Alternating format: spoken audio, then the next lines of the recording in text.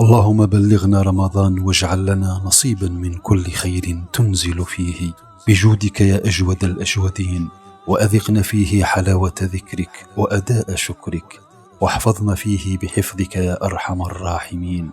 اللهم أهله علينا بالأمن والإيمان والسلامة والإسلام والمسارعة إلى ما تحب وترضى، والعافية المجللة والرزق الواسع ودفع الأسقام. اللهم ارزقنا صيامه وقيامه وتلاوة القرآن فيه.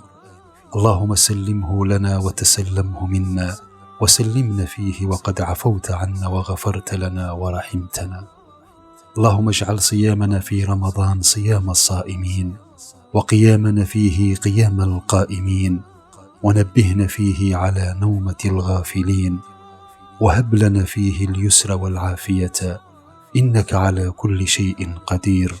وقربنا فيه إلى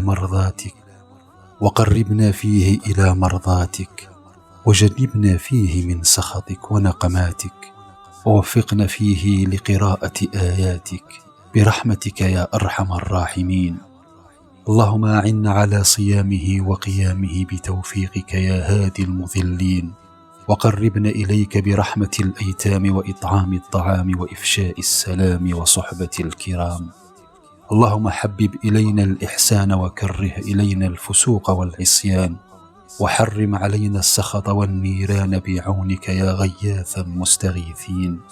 اللهم إنا نسألك بحق هذا الشهر الكريم وبحق من تعبد لك فيه من ابتدائه إلى وقت فنائه أن تصلي وتسلم على آل محمد وصحبه